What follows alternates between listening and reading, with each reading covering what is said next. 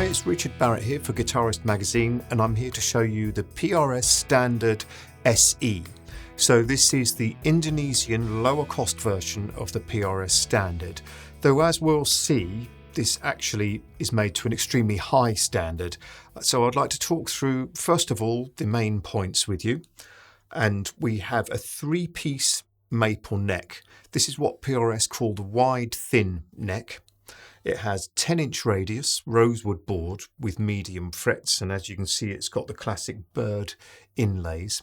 Backtracking briefly, they're not locking, but they are a quality tuner. They're a bit like Goethe, they're PRS branded. Then as we move down towards the body, we have, I think, a few pieces potentially of mahogany. With this translucent blue finish, and as you move it around in the light you can see the nice mahogany grain, which is quite a pleasant effect. Electrically, it's also relatively simple on the face of it. Being a PRS, they've actually tuned the electrics really carefully with different capacitors, a treble bleed on the master volume for instance, a master tone. There are individual coil splits. Now these are true coil splits rather than simulated. I'll demonstrate the sounds in a moment. PRS own pickups. These are the TCIS treble and bass pickups as they call them, or bridge and neck. They're not super powerful in terms of the impedance, the ohm reading. It's 8.33 I think for the bridge and just a little below 8 for the neck, and with the single coil switch operational you're about 50% of that power, though there isn't a massive volume drop as I'll demonstrate. 3-way toggle selector. Takes a little bit of getting used to for me actually as a Les Paul player, but you get used to it really quickly. Just reach down. Anyone who's ever played a PRS will be immediately at home. There's also the PRS style vibrato with the plug-in arm which you can tension. So that's a nice feature to have on any guitar.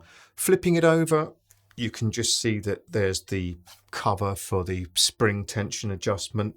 And underneath here, as I say, you'll see that there is a treble bleed and various other little tweaks that give a precise tuning so that the pots themselves are exactly the right value to give the right amount of capacitance, inductance, the right treble response. And you can really hear that the minute you plug this in. So perhaps I should actually show you what some of these sounds are like.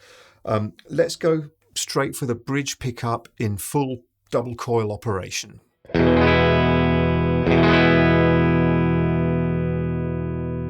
I always feel that PRS do a really good job of straddling the gap between something like a Strat and a Les Paul. It's the 25-inch scale that they all have, and the placement of the bridge pickup is also crucial in delivering the right kind of sweet tone.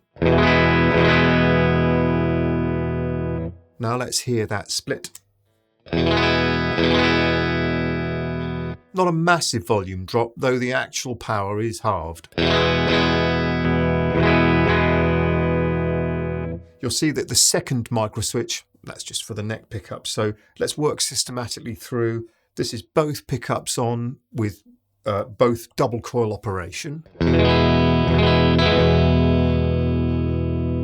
Now, being a 24 fret guitar, the neck humbucker isn't quite in the exact spot that you would find on something like a Les Paul. There's a slightly different tone.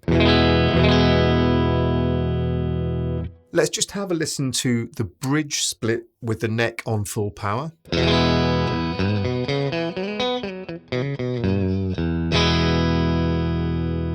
Then let's swap that round to the neck split and the bridge on full power.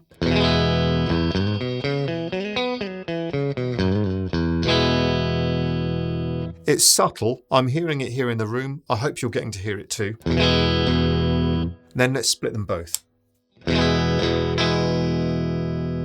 So that does give a slightly more Fendery, quacky, and anything in between really. Let's hear the neck, full fat.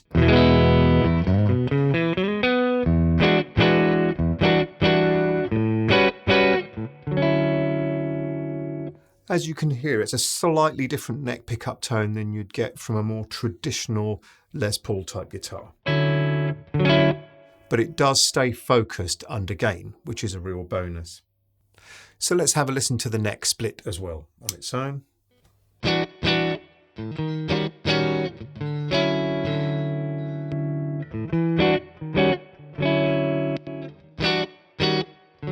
So you can hear there's a very different sound coming out, not losing loads of level, so it's still quite a usable option. You wouldn't have to hit your boost pedal or anything like that.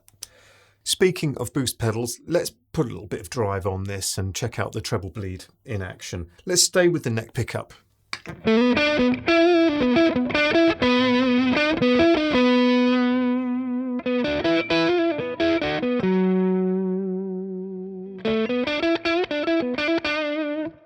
If you try that turning the guitar down stuff with a regular circuit, then it will get pretty mushy. But as you can hear,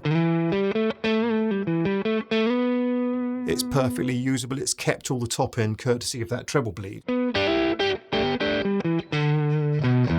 If you want to see what the details are, the precise details of the treble bleed, then check out the review in Guitarist 487, where it goes into very exacting detail about the internal workings. Let's hear the bridge.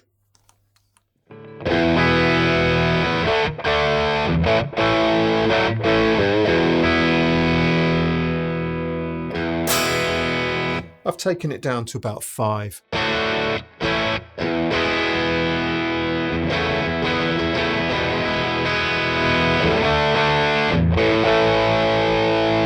So you can see this is a very usable set of controls. A lot of the things that you might do if you were to buy a more budget level guitar, you'd almost presume that you were going to replace the pots or pickups or replace some of the components. But I do believe that at just over £600 British, 620 with a gig bag, then you have a guitar that's ready for pretty much anything.